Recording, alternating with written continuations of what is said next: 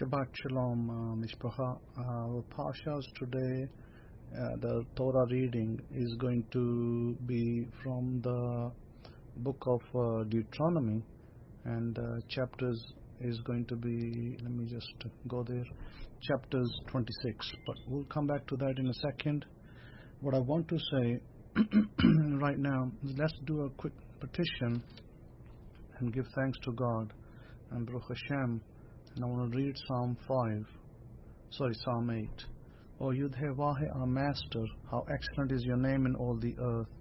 You who has set your glory above the Shemaim, above the heavens. Out of the mouth of babies and infants you have found its strength, because of your enemies, that you might silence the enemy and the avenger. When I consider your Shemaim, your heavens, the work of your fingers, the moon and the stars which you have established, what is man that you are mindful of him, and the Son of Man that you visit him?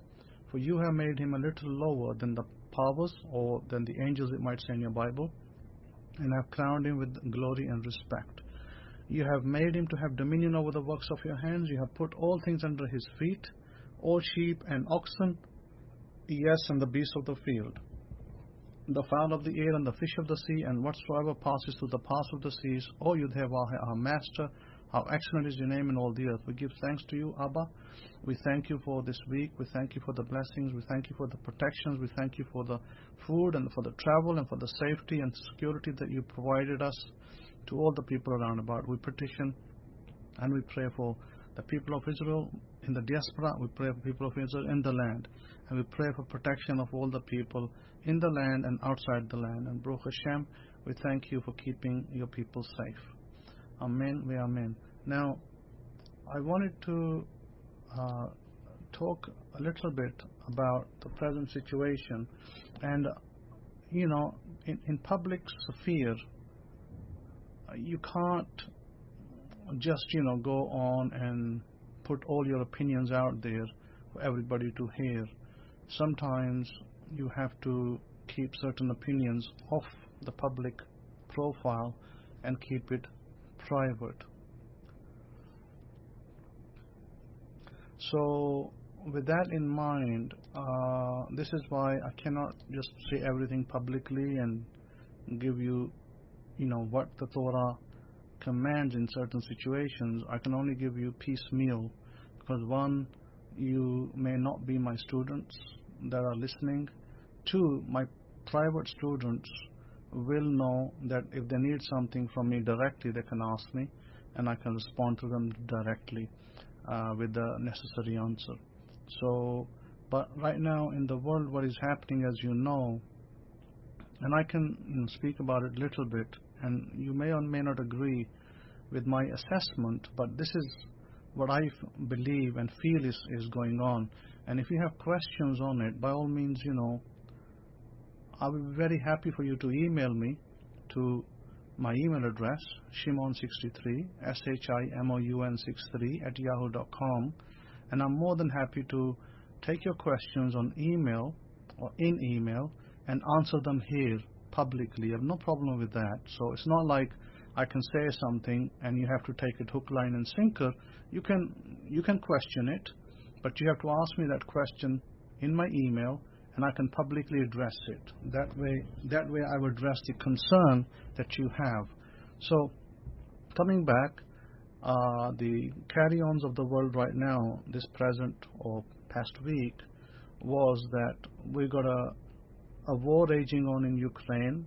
And by the way, you may not be aware that I did actually mention this war before it happened. 2 weeks before it happened, I was sitting with a student, and we're talking about Russia and Ukraine, and I said to my student, the war is about to start. And he said, when? I said, in February. And I think it was the beginning of February. I was visiting his home, and I told him, he didn't ask me the length of time and whatnot. He just said to me, do you think there will be a war? And I said, yes, it's about to start. And it started 2 weeks after that. So now, in this war, the war is not just about who is right and who is wrong. As you all know, when a war happens, there's always suppliers of weapons and credit to fight a war. every nation in the world does not have the ability to fight an endless war. There's always a supplier of weapons and a credit that the nation will incur, or I don't know if you're going to call it credit or debit, but whatever term you use, when I say credit, I mean that the nation that's supplying, like Ukraine, if the U.S. supplies weapons to Ukraine, or if the U.S. gives money to Ukraine, then the nation of Ukraine is incurring a deficit or a loan, to say in layman terms. They are picking up a loan from the nation of U.S. and the European nations, which they have to pay back. All these support, taxpayers' money that's given to this country is not just by the by. This is a nice gift. It's not a gift. The idea is to give the nation money, and maybe there's some agendas behind it, but the agendas are not short term. They are very long term, and they can last decades, not just like 2-3 years. And it is in the interest of nations that this war continues as long as possible. Now, I just wanted to point something out, that Afghanistan, the U.S. fought a very long war with the Allies, and I'm sorry to say, in such words, it might seem offensive to some, that the U.S., really, and the nations that were with the U.S., they really were beat up badly by a bunch of Afghanistan fighters who were carrying Kalashnikovs, AK-47s, and the rifle that fires these the bazookas, as they call it. So, sure, the U.S. only saved they only saved people's, soldiers' lives when they started operating more from the air with the drones. But whilst they were operating on the ground, I can assure you that there were over 7,000 casualties that were never reported. There were websites that report casualties like anonymously, okay? And there is the media that reports casualties, directly. Now, the media that reports casualties is not usually what's happening on the ground. The media is like a blackout. If 100 people died, they'll tell you only 2 people died. That's how the media works. It's controlled. And you understand that point. So my question, when I was having a discussion with my friend, my question was to my friend, I asked a question. I said, why did a group of Taliban fighters, were able to fight a powerful nation, and nations in the plural, for so long, 21 years, and then in the end, America retreated so hastily, leaving $2 billion of weapons behind and making a really bad show, because they should not have retreated like that. They should have taken their people out, and because they stopped the war, but maybe a more formal exit would have been more appropriate for the people of America generally. And the reason why America and the rest of the nations would never win a war in Afghanistan is not because the land is special or something else like that. The reason why they would never win that war is the people are very brave who fight over there. Now, this is not to say that the U.S. don't have brave soldiers, or the UK doesn't, or the Germans aren't brave. It's not to say that. And this is to say that what is their heritage? Who are you fighting against? And I can tell you categorically that the Afghanistan people come from the tribes of Benjamin. Listen, a lot of you out here, the Benjamites, who may not know your birthright, who may not know your ancestors, but those people do. There was a man by the name of Al-Rashid. Al-Rashid was a first king of Afghanistan, And Al-Rashid said that he was 144th king from King Saul, or as is called Shaul in the Bible. So King Saul was in the times of the prophet Samuel, if you want to read about him. I will encourage you to read both the book of Samuel 1 and 2. So he was what I call a king who knew his lineage, was from the tribe of Benjamin. And when Islam came about in the 7th century, he was called up from Afghanistan, the holy prophet of Islam. He called him for help in Afghanistan to fight certain battles in the Arabian Peninsula. And these guys went and they fought on behalf of the Islamic holy prophet, and they won the battles against the so-called infidels in Medina and Mecca. And the story goes that the commander of the Islamic army, he gave his daughter as a bride to Al-Rashid, who was the king of Afghanistan. Okay, so here is the interesting part. There's a kicker. I'm going to give you the kicker, and you're going to love this. The kicker is this, right? That these people are very fierce fighters because they're from the tribe of Benjamin. They're not just Joe Blog on the street, These people can survive in the most harshest terrains, and they can fight the most fierce battles. And they don't need a lot of supplies to do so. So why is that? And is there a history? And yes, there is a history behind it. There is stories or incidents, I should say, in the Bible in which it states that at one point Benjamin, as a tribe, as a people, they stood up against the largest tribe of Israel, Judah, and they beat the how should I say it politely, the backside of Judah. Judah claims to be the lion of Israel and all that, right? But I'm sorry, because these people really did a number to Judah, and Judah they beat them, and they sent them packing back home. Go away, you so-called tribe of Judah, or a tribe of, the lions, as they wanted to be known. And Benjamins did that, and Benjamins were the smallest tribe, by the way. And so the point being that if Benjamin was such an insignificant people, well, then why is that particular incident mentioned? And the reason why it's mentioned is when Judah has his backside whipped, Judah came crying like a baby, and then Judah said to the rest of the tribes, 11 tribes, please help us. They sent messages to all the 11 tribes, come on, please help us. We want to fight the Benjamin. They beat us. And whatever the reason was for the war, I don't want to go into that. But I just want to tell you that the Benjamins are great fighters in the ancient past. And they whipped Judah, and then they were about to whip the rest of the 11 tribes as well, or the total 11 tribes.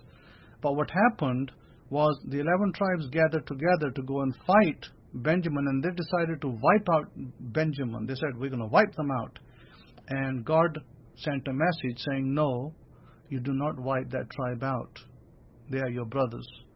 So that war stopped right there, and it ended on a truce, and it was resolved by dialogue, not by fighting. Okay?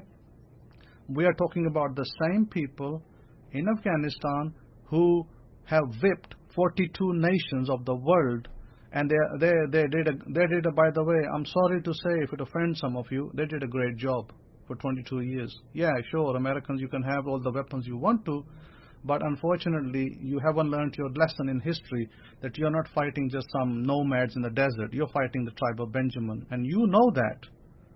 The so-called elites of America know that. It's not like they don't know. They know that. But I'm not saying for good or for bad. I'm simply saying this as a polite gesture, that I think that it may have not been the right idea for good American soldiers to go there and give their lives for a cause that wasn't exactly righteous. Okay? The Taliban never entered in America. The Taliban never attacked the towers. And there's a lot of stories about the towers being a conspiracy, and I'm really not entertaining any ideas about whether it's conspiracy or not, but I'm simply saying that no Taliban or no person from Afghanistan was seen attacking America or its cities or its towers, not one. So why exactly was America fighting in Afghanistan with 40 other nations is something that I think you all need to really consider in my assessment of this. So this is why I say that this Ukraine war with Russia is not about who's right and who's wrong. It's a war dictated by who wants to make the most money out of it. And I think that you all are wise enough to know that why these wars happen. I don't have to explain that. So that's where we are with this. Now, in our books, and going back to the book of Deuteronomy, which is the last book of the Torah, the 5 books make up the Torah. It's the last book. And then in chapter 26, we are told that in verse 1, reading from the Hidden Truths Hebraic Scrolls Bible, which is available in Amazon, it says, "And it shall be, when ye have come into the land which Yahoshua your power is about to give you for an inheritance, and possess and dwell in it. Now you shall take of the first of all the fruit of the earth, which you shall bring of your land, that Yahoshua your power is about to give you, and you shall put it in a basket, and shall go to the place which Yahoshua your power shall choose to place his name there. And you shall go up to the Kohen, that shall be in those days, and say to them, I profess this day to Yahoshua your power, that I have come into the country which Yahoshua swore to our fathers to give us. And the Kohen shall take the basket out of your hand, and set it down before the altar of Yahoshua your power, and shall speak and say before Yahoshua your power, an Aramean, an Aramee was ready to destroy my father, and he went down into Mitzrayim, and sojourned there with a few, and became there a nation great, mighty, and numerous in numbers. And the Mitzrayim, Egyptians, evil entreated us, and afflicted us, and laid us upon hard bondage. And when we cried to Yahoshua our Elohim of our Avot, our fathers, Yahoshua heard our voice, and looked on our affliction, our labor, and our oppression.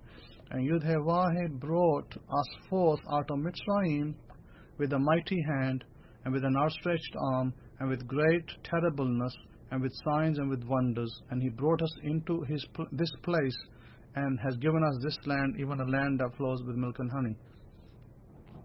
And now, behold, I have brought the Bikurim, first fruit of the land, which you, O Yahoshua, has given me, and you shall set it. Now, the practice was, and by the way, the practice wasn't like an ancient practice. It still is today, to this day, whether the temple stands or not. And we're not talking about a time when the temple was standing. Remember, this was a time Israel was in sojourn in the wilderness, wandering, in the desert of Saudi Arabia.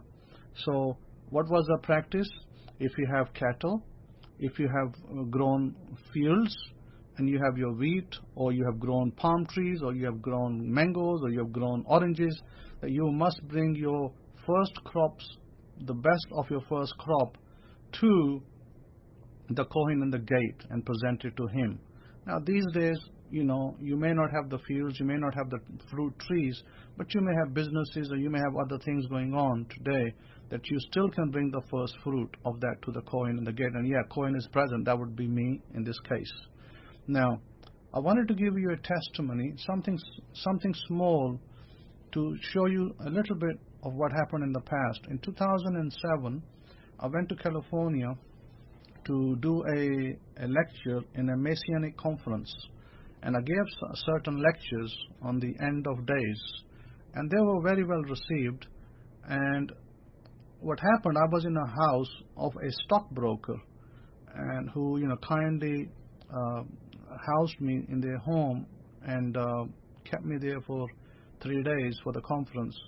And I met different people who came there, and there was one Mexican lady that came there, and she brought food, different types of food, spicy food and fruit. And she said to me that I had the king, and this is how she referred. She said, I had the king speak in my ear. Now, you can take the king's reference for whoever you want to. God, Jesus, whoever you like. It's okay. I mean, I'm not against that. So, she said, the king said to me, go to that house and take certain food and fruit. And she said, I ignored it. Then it happened the second time. She said, I ignored it again. Then it happened the third time. And now I had to go and take this stuff over there. And she said that I was told that my servant is in that house. And she said, I don't know what kind of food you eat. And she was telling the truth. You don't know what kind of food I eat. And she said, I was even directed to go to a restaurant, an northern Indian restaurant. It was like a restaurant of Punjabi, northern Indian style food, spicy food of rice. It was basically rice, which they call biryani, and it was some fruit, some grapes and bananas, and there was maybe like lentils, some vegetables with it. So she brought that, and I was like, I was very interested to hear her story. Very interested to hear her story. And she said to me that I was told to go there. This is my servant, and you take it to him, and this is the kind of food that he eats. And she brought it, and I thanked her. And Baruch Hashem, we had a wonderful fellowship. So she knew nothing about who I was I the Kohen or not the Kohen, but she was instructed, and she went and did, and God blessed her for it. That's just a testimony by the by, just from the past. So what happened in the past doesn't change in the future. Just because a man was a Kohen at one time doesn't mean he's now stopped being a Kohen. It's still a Kohen, is still a Kohen. Nothing changes. The tribe of Levi didn't disappear. They're still here. So now coming back to the point of last week's lecture, and I kind of gave you a little bit of the world's goings on. So nothing much is going on in the world other than what you heard in your media, which is controlled anyways. It doesn't really give out much than what it's told to. And the thing that is interesting is what I spoke to you last week, and I said to you certain things, and I'm going to go over that in a second, but I wanted to go over something that I had a conversation with today about where are we? We are in different countries of the world, and we are in a time span. We're in a time and space and earth. We're in the earth with a time space. There was this particular teaching that was touted, and Rabbi Kifa, who is no longer with us because he decided to go worship a deity in Egypt, and be it good for him if he thinks that's the truth for him, that's fine. But we are told not to do that, by the way, in our Torah, in our books. And the reason why he strayed, here is the reason why he strayed, because he started to read atheist material. There was a guy called Eckhart Tolle, and I dislike the man because he's not only an atheist, but he speaks total rubbish. And he speaks about the theory of now. You may have heard of it. And Rabbi Kifa often spoke about the now. Now, I didn't publicly reprimand him for that, because, he was a teacher, and I didn't want to do it publicly. It wasn't nice. But maybe I should have, reprimanded him for that teachings that he was picking up from an atheist. And look what was the end result. The end result was that he left the worship of the one true living God to worship what? Man's creation by hand? A deity by hand? A statue? So this is the problem. The problem is this, that in America, we do not have people, or I should say we have very few people who are sincere and follow the laws of God. And I'm talking about the Torah people, not everybody else, because everybody else has a religion. And to believe that we're in the now, I think is the biggest cop-out that you can believe in. It is a total BS story. Let me tell you why. They say to you that if you want to manifest, everything happens in the now, okay? If somebody says they want a car, and then you be told, people like Eckhart Tolle and all the others, it's going to happen now, okay? But the now doesn't happen for somebody. As an example, for somebody it doesn't happen for 3 years or 5 years. Is that the now? Or are you kidding me? Or are you just citing bullshit? What is it? Which one is it, by the way? Is it BS? Is it the now? Or is it your BS that you're trying to deceive people with? And it is BS, by the way. It is total BS. This now thing is total BS. I don't believe in it, I don't teach it, and I don't propagate it. There is a space out there called eternity, where the power of God, where God himself resides.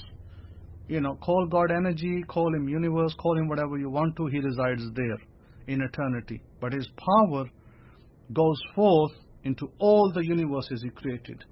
Now, God is in eternity where there is no time. But we are in time. So when you want something and it doesn't come in 3 days, and you call it 3 days later, it's in the now, you're talking BS and you're deceiving yourself. And a lot of people like to deceive themselves. And I don't vouch for it. I don't teach you. I don't tell you to go there. You'd never heard me. You can go back to the past lectures of 3 years or even 5 years, maybe even 10 years. Show me one single statement where I've told you that we are going to get everything in the now, because it is the biggest cop-out of our time. There was another man, Kapil Sharma or something, and he's another cop-out. So-called, athletes use him, and I spent about 5 hours listening to his teachings one day, and I tell you, it's the biggest BS on the planet that I heard. And I shut it down, and that was the end of that, because I haven't got time for people like that either. So I don't know why people would pay him to listen to his BS. So he's another one, and he's just one person, and I don't even know the guy. I just give you a name. I don't know him who he is, and I don't care where he is. But somebody pointed out his name. I went and listened to what he had to say, and I found it totally BS. Second person, I don't listen to Eckhart Tolle because I know he's an atheist, and he don't believe in God and Creator, in any kind of power like that. He teaches his so-called theories, and his theories are, unfortunately, I don't care how many so-called people, hug him, Oprah Winfrey hugging him, and other people hugging him. I don't care. I don't care if atheists are being hugged by other people. I simply care about this, that I was brought up as a God-fearing man, to fear God and to love God and to respect him. I was brought up like that. I wasn't brought up to love an atheist. Sure, when I say love an atheist, I can love an atheist from a distant, like loving means that I don't hate him. I don't hate an atheist, a person who's atheist, but I disavow myself from their teachings. That I do. That I do very wholeheartedly and very severely. I have nothing to do with people like that. And I don't teach their teachings, and I don't follow their teachings. So please, stop deceiving yourself with people like Eckhart Tolle and others who so-called with this now theory. Because, hey, if you so think it is true, prove it. Prove your now theory. Prove that there is no tomorrow. Okay? Because when you sleep tonight and you wake up in the morning, it's tomorrow. Prove me wrong. When you prove me wrong, then you have a case against me and say, see that rabbi? He was teaching us wrong. There is a now. Okay, prove me. Prove me there is a now. Because that's the biggest BS that is being taught on this planet today in the Western world. Even in the Indian world, even the Hindus don't teach that crap. They don't teach it because they know it's crap. And so please stop listening to crap by atheists and so-called God haters, and listen to, I'd rather you listen to Christians. Maybe they speak about Jesus, and there's nothing wrong with that. At least they have a fear of God in their heart. But stay away from atheists and so-called, now theorists, because that's all they are. They're just theorists, and their doctrine is a total baloney. It's a total crap shoot, and there's nothing in their doctrine that I will ever rubber stamp and I will ever tell you that it is true, because it's not. Our scriptures, our holy scriptures, are full of anecdotes. They are full of incidents and stories of our people, and manifesting law is right in our scriptures. It's in the Torah, in our stories. We can look at it mystically, it's there. We can look at it literally, it's there. That I can teach you, because it is there. I don't have problem with that side, because that is there. It's another interpretation of our scriptures. But we do not go around teaching, oh, well, there's no tomorrow and there's no next week. Really? There's no tomorrow and there's no next week? How come today from, today's date, tomorrow we're going to change to a new date at midnight? Okay, sure, in the Western world, they change at midnight, and in the Eastern world, they change at sunset. And in some other countries, they change at sunrise. Because, different nations, they follow different calendars. Some follow the moon calendar, some follow the solar calendar, and some follow the midnight calendar, Gregorian calendar. Whichever calendar you follow, there will be a tomorrow. Like it or not, there will be a tomorrow. Okay? That is inevitable.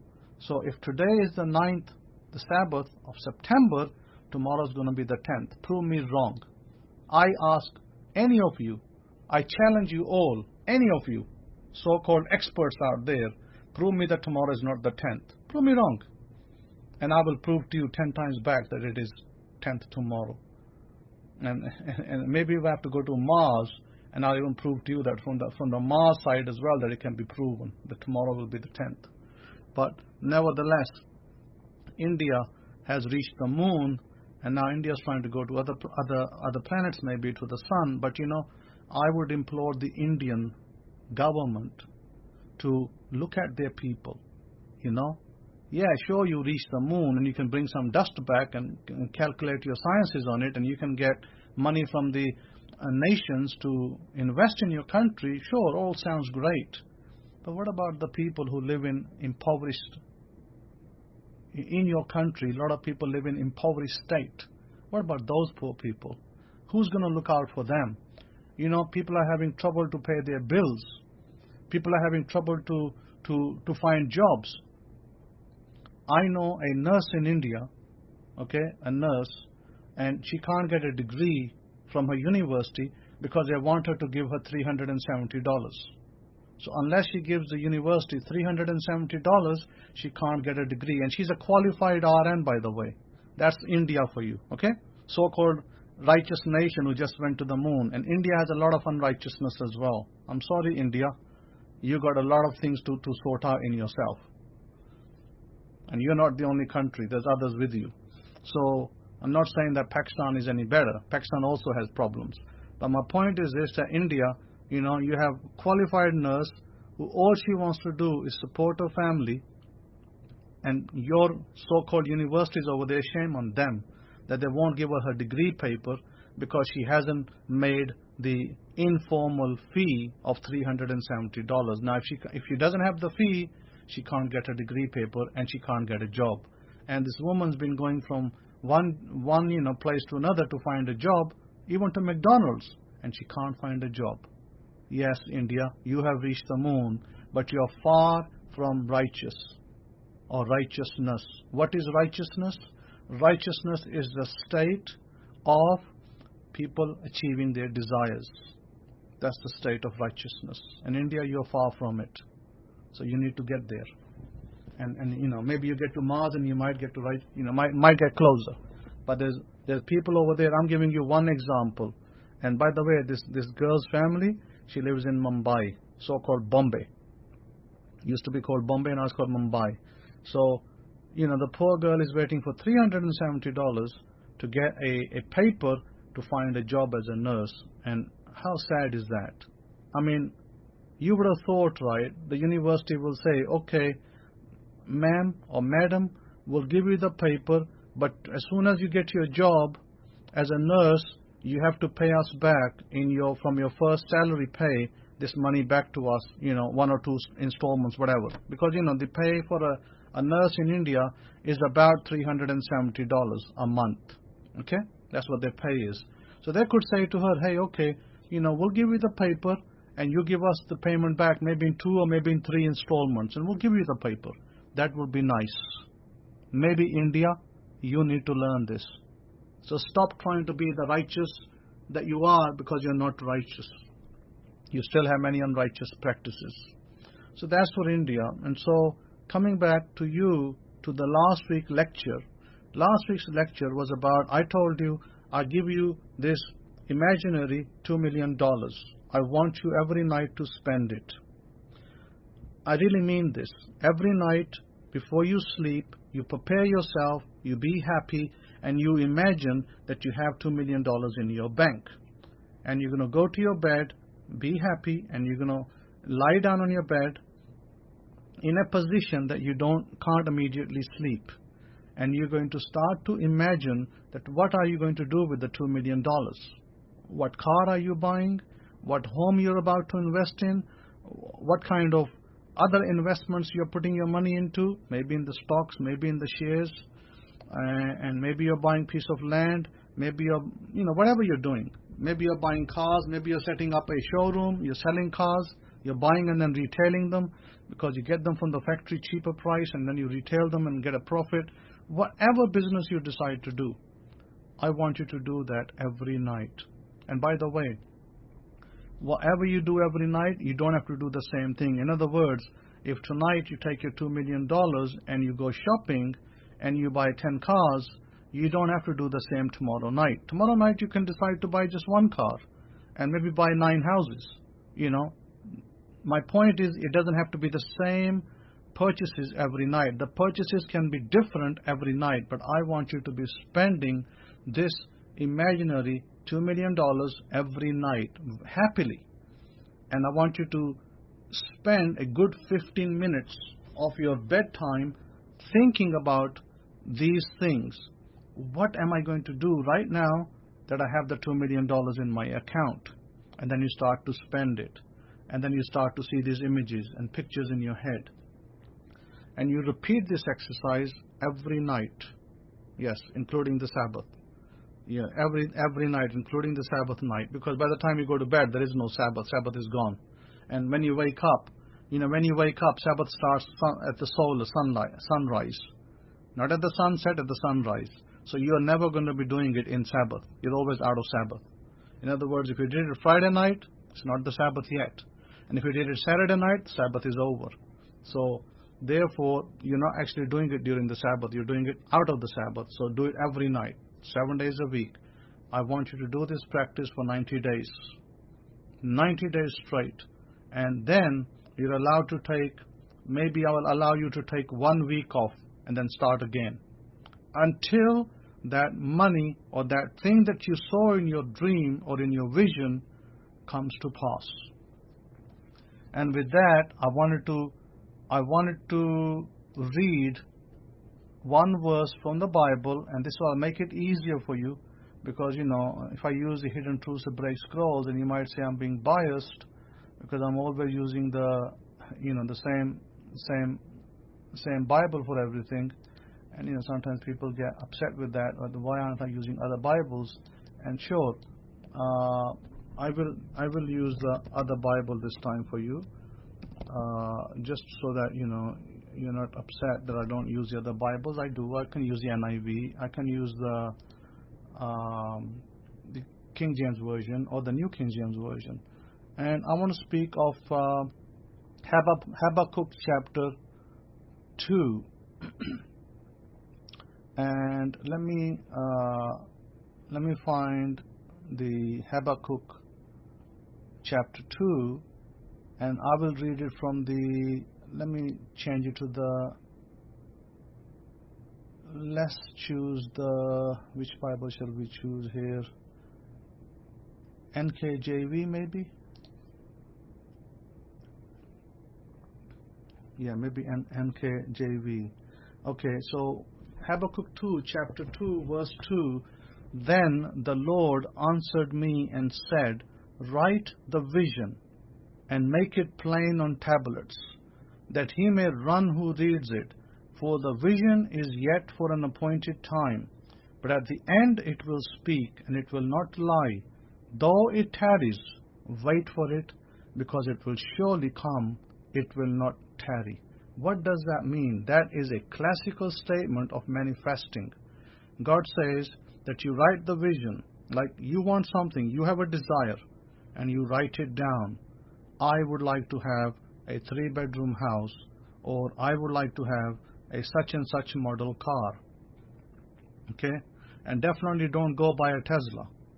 Do not buy any EV vehicles because they're nothing but a scam. Stay away from EV vehicles. Buy normal petrol cars or hybrid, which can self-charge while you're driving them, and also they can run on the petrol or gas. Okay? In America they call it gas, in the UK they call it petrol, same thing. So if I say gas, it doesn't mean liquid gas, it means petrol. So buy cars which are petrol, and this is what this is saying. Write it on a vision. Okay? For some of you it may be a car, for some of you it's going to be money, for others it's going to be a house, for some of you it's going to be health, and for others it might be relationship, whatever it is. Some of you are trying to get married, you write about a relationship. What kind of relationship? What kind of person? What kind of habits? So you write it all down. It says write the vision. This is your future. You're writing it down now. So you got to write it down. Whatever your future you want, you know. I can tell you about myself. I've tested it, I've done it, I've tried it, and I've received it. I wrote in my past, I wanted a 3-bedroom house. Okay? And at one point I wrote I wanted a 3-bedroom house and I wanted a black BMW when I was in UK many years back. And when I wrote it, and I wrote it down, and I would read it every day, and so sure, you got to read it every day. Look what it says. And make it plain on tablets. What is ancient tablets? Ancient tablets are our modern notepads where we write. Okay? I'm not talking about the iPad or the Apple or Samsung tablets. No. I'm talking about literal paper and pen. Must have paper and pen. Write the vision and make it plain on tablets. Make it plain on your notepad with your pen. Doesn't matter what color you use. And that he may run who reads it. Who's reading it? You are. You are the one who's reading your affirmation or your vision every day. So you've written that I'm going to have a black BMW. I'm just giving as an example. I'm going to buy a black BMW. So you write, I have a black BMW. I have a 3-bed apartment that has a nice, yard and so on and so forth. Whatever it is that you desire, you write it down. Or I am in complete and wonderful health. Or I have a beautiful and happy relationship with my man who's come into my life, my husband, and he loves me and he treats me with real good respect and he looks out for me. Those kind of anything that you're desiring within a person. I desire to be with a man who respects God, who loves me, and who takes care of me. And there'll be other things you add on. Of course, I'm just giving you brief. And then it says, but at the end it will speak and it will not lie. Meaning, the vision is set. You wrote it down, you accepted it, now you want it, and you're going to speak it every day. You're going to read it, you're going to speak it in the air every day. Okay? That's what you're going to do. I used to do that, by the way. I used to do it. And I got my black BMW, and I got my 3-bedroom house in the UK. That was back then. Okay? After the 3-bedroom, I wanted a 4-bedroom, and I got my 4-bedroom as well. After the BMW, I wanted a Mercedes, and I got my Mercedes as well. I did everything the same way. Exactly the same way. Nothing changed. I wrote it down. In those days, I didn't know too much about imagination. I knew something about. I did read some books. I knew something about it because I can tell you, as a matter of fact, I read a small books of Norman Peale. Norman Peale was a pastor in one of the churches in America, and he spoke about imaging. He called it imaging. But I understood it as imagination even back then, that the pictures you bring into your brain, into your mind, will come as a fact. And he spoke about those things. And you may know about Norman Peale. Norman Peale, I think his name, P-E-A-L-E. And he was a good man. He spoke and he taught people about that and how to use it, etc. But it didn't really go too much into the mechanics. So I go into the mechanics in my book called Bullseye. I written a book called Bullseye, and I encourage you all to buy it. Bullseye is a great book to read. And there's another one on manifestation, The Law of Manifesting. There's another book before that. I would encourage you to get both books and read it and make it a essential reading every day. So, for the vision is yet for an appointed time, but at the end it will speak, meaning the vision will come to pass. It's not a lie, it's not a made-up thing, it's going to happen. Because you wrote it, you sealed it. When you write something, you seal it. So you wait for it. There's no now. Oh, now. We don't believe in that kind of bullshit, now bullshit. We believe in the real things, that happen. So, stop believing the lie and start believing the truth. And the truth is this, that when you write it down and you start doing what I'm telling you as an exercise, you're going to get what you want. So ask for what you want. Never be shy of what you want, but make sure you know what you desire. Make sure you know it. Make sure you make your mind up. I've only given one exercise to one student. Okay? I've given you a broad exercise to all of you. And there's one other exercise that I'd like to choose one student to give it to, and maybe maybe I have already done that. And when I say student, in the East, I have chosen some people, random people, okay? Random people. And I've given them an exercise to do. And I want to see the result of that, and then I will publish the result of that when that happens. And I can tell you right now that those people right now, they're not rich. I wouldn't consider them middle class. They're actually not far from poor.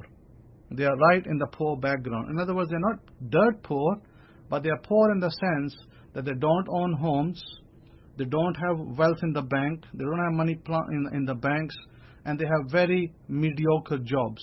Okay? They have very mediocre jobs that maybe they hardly get paid $100 a month, hardly. Okay? They're not even $100. Yeah, I can tell you that. The three people that I picked randomly, all three people have less than $100 job. And I gave them an exercise. And I said, you must do this exercise every day before you go to sleep.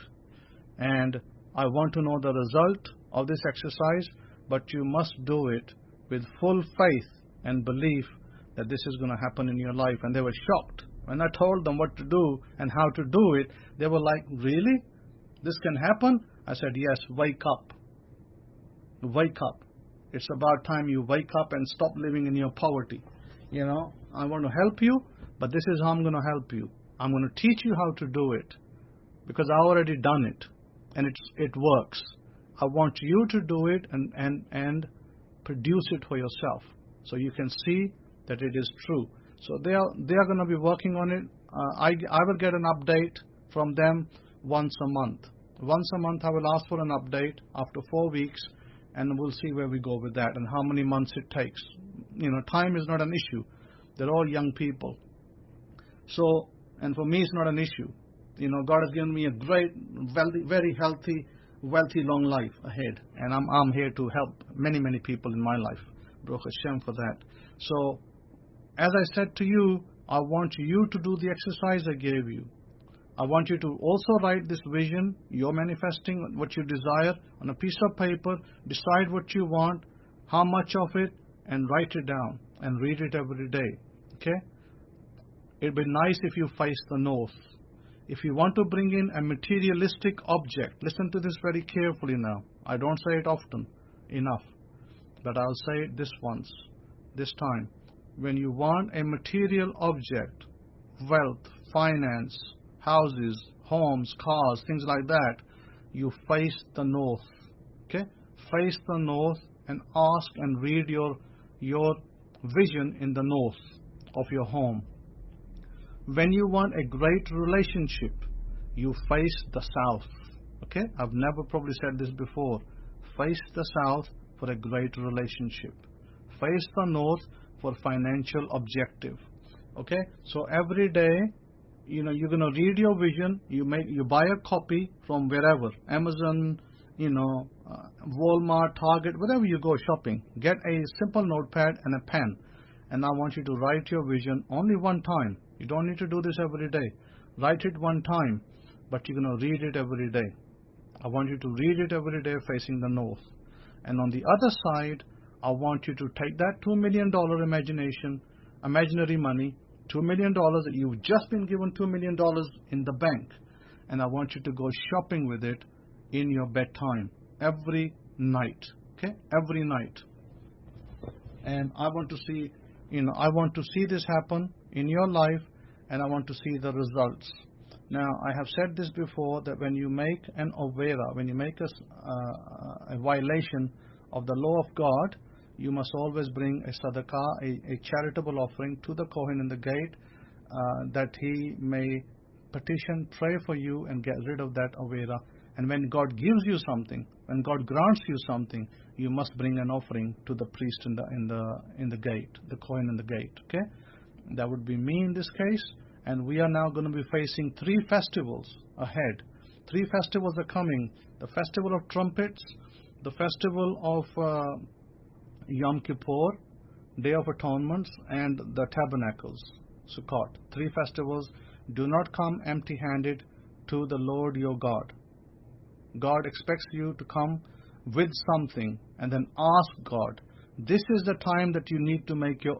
First of all, I do not encourage you to make an oath, because you get discouraged and disheartened.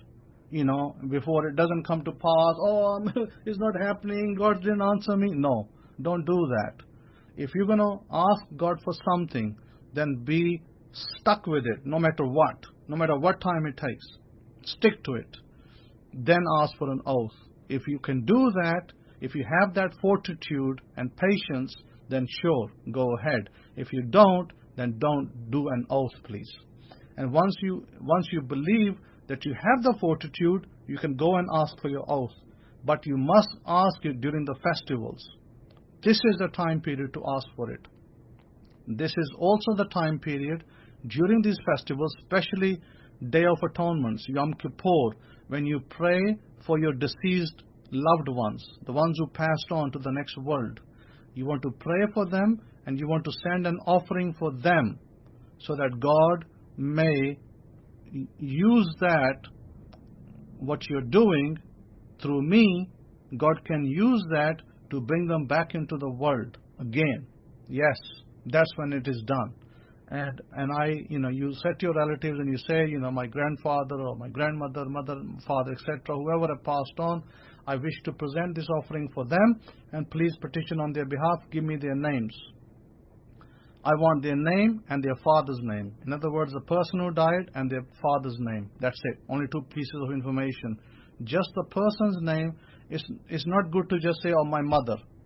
Well, I know your name and your mother's name now, but what's the father's name? I don't know. So what I need as a reference is the mother and her father's name. I don't need your name. I need the mother and her father's name. Whoever is the loved one, them and their father's name is how I will petition to God for them. Okay? So remember that. This also happens this month. It happens during Day of Atonement.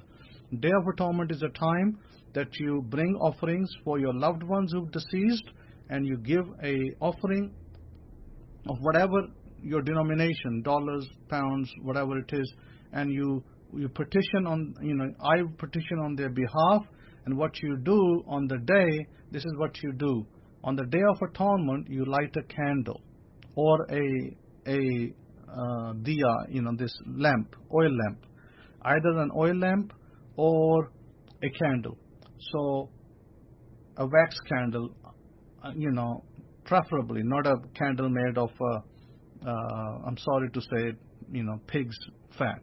Not a candle of pig's fat, but either it's got to be a wax candle, and if it's not pure, beeswax.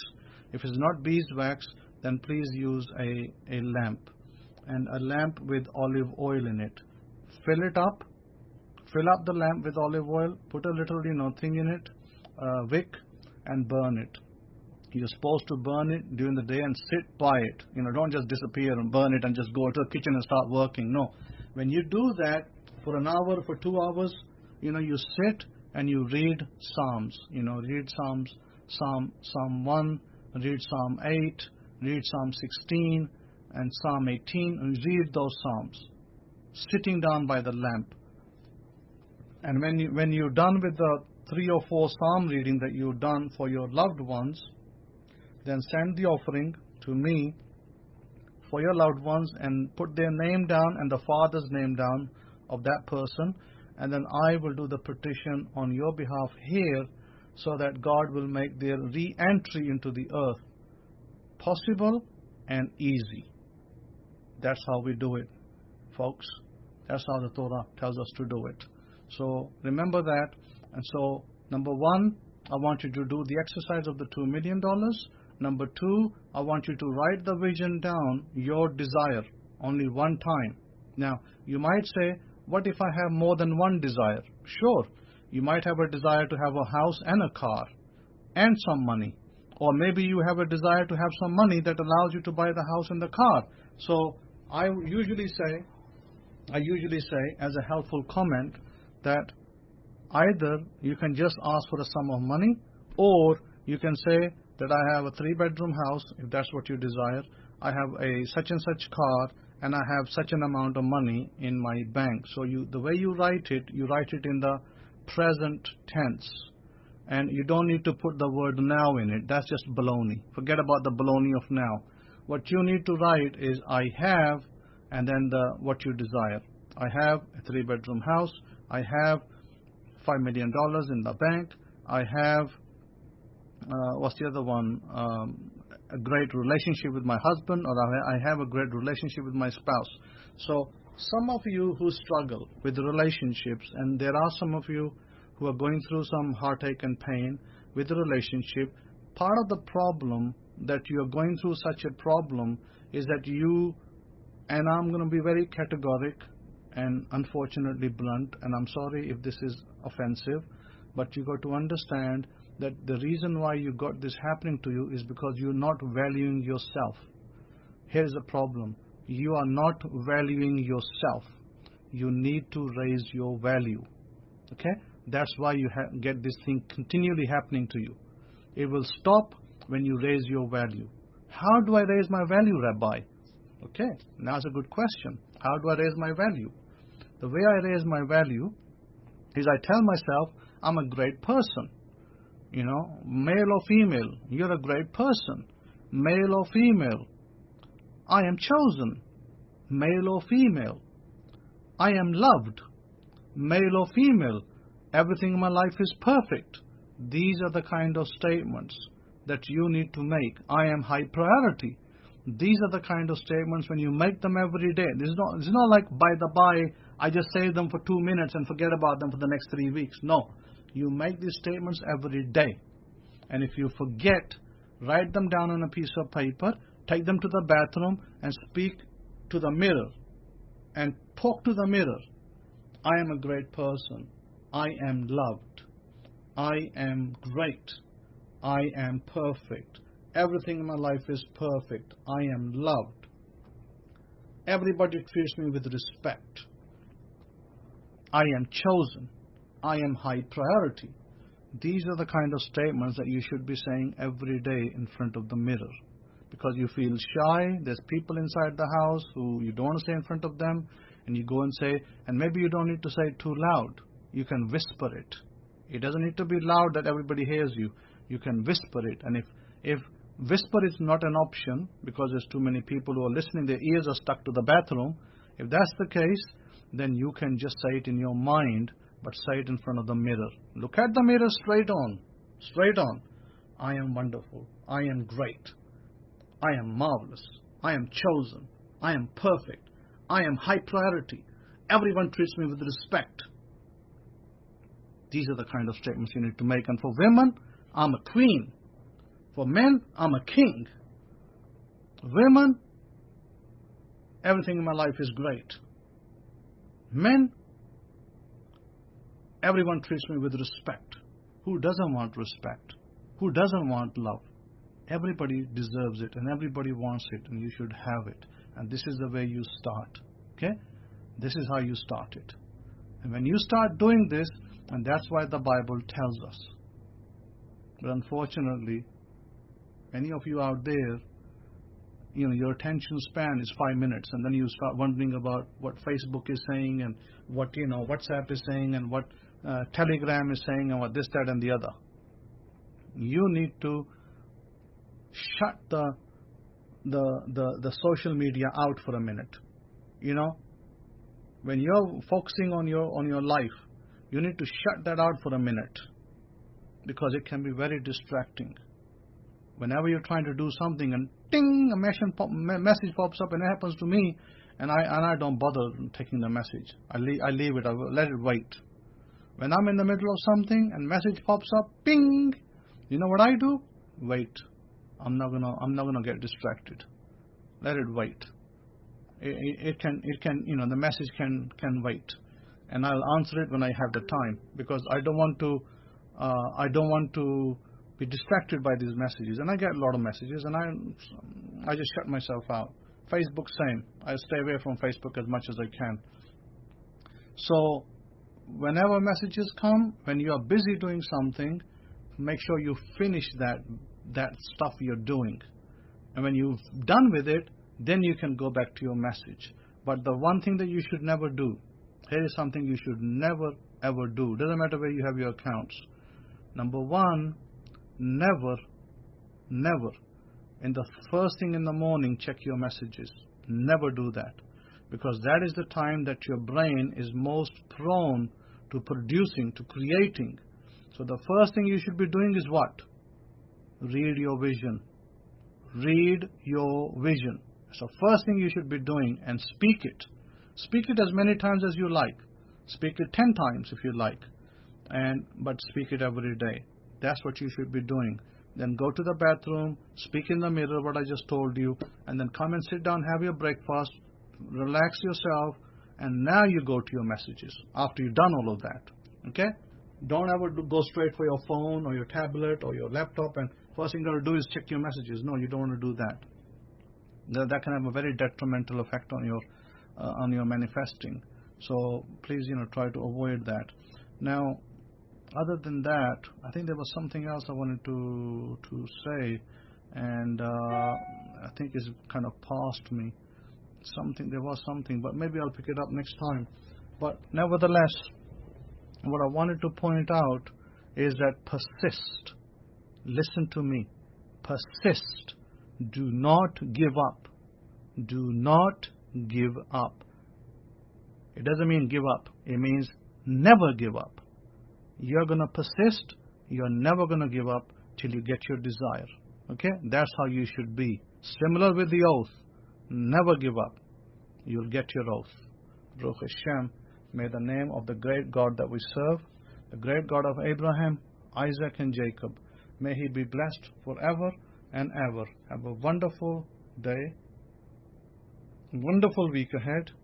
Until next time, Shabbat Shalom.